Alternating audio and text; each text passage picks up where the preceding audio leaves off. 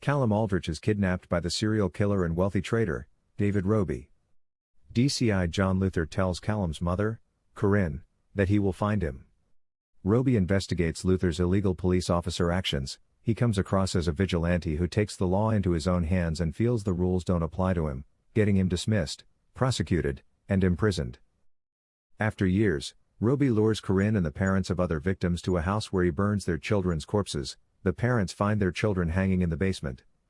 Mobile phone batteries overheat and catch fire. Corinne visits Luther in prison to chastise him for not discovering her son's killer. Roby sends Luther a radio frequency for the recording of murdering Callum.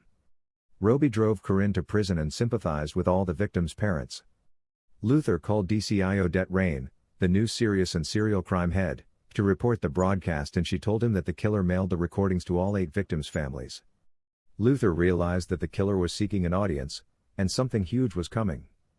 Luther seeks to outwit the killer, but Rain tells Luther she won't aid him with his filthy cop business.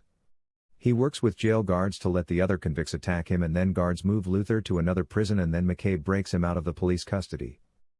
Rain consults retired DSU Martin Shank to find Luther, who is Luther's boss, as she did not want Luther's disruption in her inquiry. In the meantime, Luther locates Roby's radio station, and the radio station owner, Derek, tells him that he was blackmailed and told to play the program without questions. Derek is contacted by the blackmailer through the phone, and Luther takes his phone and asks Shank to trace the number and convince Rain to do the needful to catch the serial killer. Luther follows Roby's location at Piccadilly Circus, where Rain deploys armed police SCO-19. They both acquired their info from Shank. Luther calls the blackmailer's number from Derek's phone, and he puts the knife on the nearby man's neck. Luther confronts Roby, but several people Roby has blackmailed commit suicide by jumping from buildings and crashing automobiles. Roby escapes after fighting Luther and killing an armed policeman by cutting his leg artery.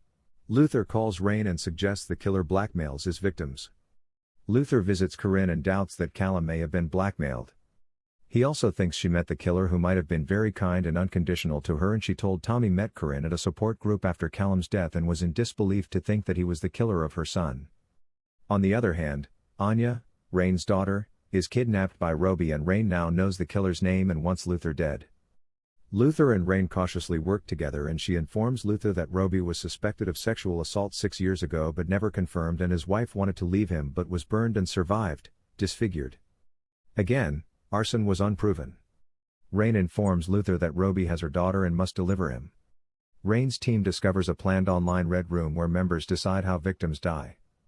The victims' profiles match those who disappeared across Europe in the last 6 to 8 weeks. They visit Roby's burned ex-wife Georgette.